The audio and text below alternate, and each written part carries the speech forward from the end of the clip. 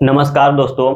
अभी बिहार शिक्षा मंत्री सुनील कुमार जी ने बिहार विधानसभा में कुछ बयान दिया है, जिसे सुनकर सभी टीआरई 4 के कैंडिडेट पैनिक हो चुके हैं और उनको लग रहा अगले 60 से 70 दिनों में एग्जाम हो जाएगा। परंतु टीआरई 4 मई में कराना संभव है। इससे पहले हम लोग शिक्षा मंत्री का बयान सुनते हैं। आपको बता दें मई तक आपको चौथा पांचवा भी होने वाला है। हाँ, तो उन्होंने कहा मई तक चौथा और पांचवा भी होने वाला है। फिर कहा कि चौथा होने वाला है और उन्होंने चौथा पांचवा यूज किया था वर्ड टीआरई 4 और 5 के लिए। अब यहाँ पर ये बात आती है कि शिक्षा मंत्री की ऐसी क्या मजबूरी रही होगी कि उन्होंने टीआरई 4 और 5 के लिए केवल 2 शब्दों में अपने बातों को वक्तव्य किया। अभी कुछ दिनों पहले यानी कि 9 मार्च को टीआरई 3 वालों का नियुक्ति पत्र बटा। अगर सरकार टीआरई 4 को लेकर इतनी ही ज्यादा तैयार थी तो 9 मार्च को ही सरकार वहां पर टीआरई 4 के बारे में कुछ न कुछ जरूर सूचना देती। और मैं ऐसा इसलिए कह रहा क्योंकि जो नियुक्ति पत्र वितरण समारोह कराया जाता है वो केवल सरकार की पॉलिसी को प्रमोट करने के लिए किया जाता है, केवल सरकार की अच्छाइयां गिनाई जाती हैं और सरकार का आने वाला भविष्य में क्या प्लान है उसको बताया जाता है। अगर सरकार इतनी ही ज्यादा तैयार थी तो नियुक्ति पत्र वितरण यानी कि 9 मार्च को टीआरई 4 के बारे में जरूर कुछ न कुछ बयान देते और वहां पर शिक्षा मंत्री और माननीय मुख्यमंत्री दोनों लोग उपस्थित थे। परंतु टीआरई 4 के बारे में ऐसा कुछ नहीं कहा गया। अब बात आती है कि विधानसभा में सुनील कुमार जी ने टीआरई 4 और 5 को लेकर ऐसा बयान क्यों दिया। तो फ्रेंड्स, सबसे पहले बात है कि आप शिक्षा मंत्री हो, आप इतने बड़े पद पर हो और केवल 2 लाइन कहने में भी आप कंफ्यूज हो जा रहे हो। आप कह रहे हो कि चौथा और पांचवा भी मई में होने वाला है। आप शिक्षा मंत्री हो, केवल 2 वर्ड में आप कंफ्यूज हो गए, चौथा पांचवा। फिर आपने तुरंत बोला कि चौथा होने वाला है। पहली बात, आप लोगों से ऐसी शब्दों का उम्मीद नहीं किया जाता कि केवल 2 लाइन में भी आप लोग कंफ्यूज हो जाए। अगर आपने बयान दिया भी विधानसभा में तो आपकी ऐसी क्या मजबूरी रही होगी, क्योंकि आपने बयान अपने तरफ से नहीं दिया है। तो फ्रेंड्स, उन्होंने बयान इसलिए दिया है क्योंकि जो अपोजिशंस के लीडर है टीआरई 3 के सप्लीमेंट्री रिजल्ट का मांग कर रहे थे और इन्हीं सवालों से बचने के लिए, अपने आप को डिफेंड करने के लिए सुनील कुमार जी ने बयान दिया कि मई तक चौथा पांचवा भी आने वाला है। उन्होंने अपने मन से नहीं बोला, केवल अपोजिशन के सवाल से बचने के लिए उन्होंने ये बयान दिया। हालांकि मैं ऐसा नहीं कह रहा कि टीआरई 4 नहीं आएगा, टीआरई 4 आएगा, 100% आएगा। सरकार भी तैयारियां कर रही है, पर जो रूमर्स निकल के आ रहा है कि मई में नोटिफिकेशन भी आ जाएगा और एग्जाम भी हो जाएगा, तो फ्रेंड्स ऐसा पॉसिबल नहीं है। जैसे कि जो हम लोग टीआरई 3 वाले हैं, 9 मार्च को नियुक्ति पत्र बटा है और अभी हम लोगों को ट्रेनिंग नहीं हुई है। तो जहां तक खबर आ रही है कि हम लोगों का ट्रेनिंग अप्रैल में होगा और ट्रेनिंग कम से कम 20 से 25 दिनों का होगा।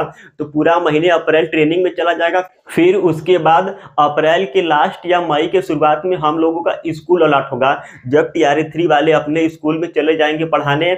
उसके बाद सभी जिलों से सीटों की गणना की जाएगी कि कितने लोगों ने ज्वाइन किया है, कितने लोगों ने छोड़ा है, और इस पूरे प्रोसेस को करने में लगभग 1 महीनों का समय लगेगा। तो मेरा कहने का मतलब है कि हो सकता है टीआरई 4 का नोटिफिकेशन केवल मई में आए, और नोटिफिकेशन आएगा भी तो मई के आखिरी में आएगा।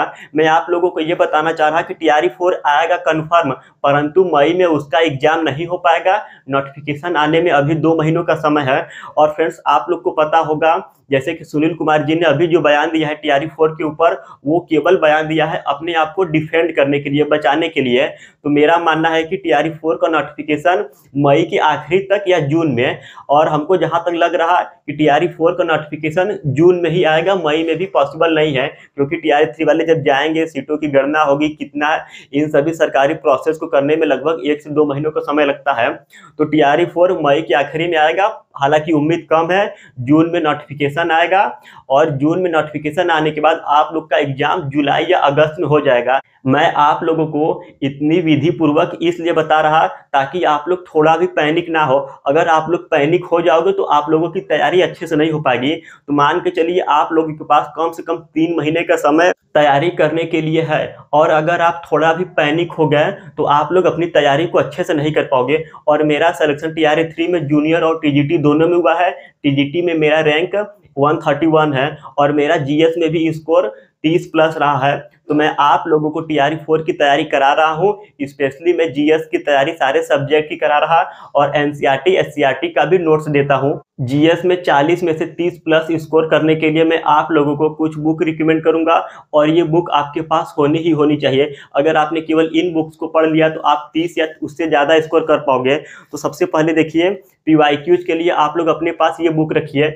मैं आप लोगों को कभी भी रिकमेंड नहीं करूंगा कि प्रीवियस ईयर क्वेश्चन के लिए आप लोग जो BPSC का पेपर है, पेपर लेके सॉल्व करिए, क्योंकि जब आप लोग पेपर लेके सॉल्व करोगे तो आप लोगों को उसका सॉल्यूशन और उसका आंसर ढूंढना पड़ेगा। सॉल्यूशन आंसर ढूंढने में बहुत ज़्यादा समय का लॉस होगा और आप सभी पेपर्स को सॉल्व भी नहीं कर पाओगे। तो इसके लिए आप लोग इस बुक को अपने साथ रखिए। फिर इसके साथ आपके पास ये होना चाहिए, पतली सी बुक है पर इसको पढ़ लेने से आप लोगों का बिहार से रिलेटेड सारे प्रश्न बन जाएंगे और एक भी क्वेश्चन आप लोग का बाहर नहीं जाएगा। फिर इसके बाद आती है दो बहुत ही महत्वपूर्ण बुक, BPSC पूर्वावलोकन और महेश बड़वाल की ये वाली बुक। GS में 30+ स्कोर करना है तो आप लोगों के पास ये बुक होनी ही होनी चाहिए। केवल इन बुक्स को पढ़कर आप GS में 30+ स्कोर कर लोगे और मेरा भी TRE 3 में 30+ आया था। आप इन चारों बुक्स को नीचे दिए गए लिंक से डायरेक्ट परचेज कर सकते हो।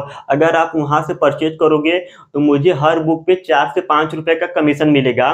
तो फ्रेंड्स, अगर आपका मन हो तो नीचे दिए गए लिंक से आप परचेज कर लो। अगर आप मुझे 4-5 रुपए नहीं देना चाहते हो तो कहीं और से परचेज कर लीजिए। जरूरी ये नहीं है कि आप लोग मेरे लिंक से खरीदो, जरूरी ये है कि आप लोगों के पास ये बुक्स होना ही चाहिए। आप कहीं से भी परचेज करो, आपके पास ये चारों बुक्स होना चाहिए और इन्हीं चारों बुक्स को पढ़कर आप लोग GS में 30+ स्कोर कर लोगे। और एक बार मैं फिर से कर रहा, TRE 4 की तैयारी मैं इस चैनल पर पूर्ण रूप से करा रहा। अगर आपको पसंद आए तो चैनल को सब्सक्राइब कर सकते हैं। NCERT और SCERT का मैं नोट्स भी देता हूँ। धन्यवाद।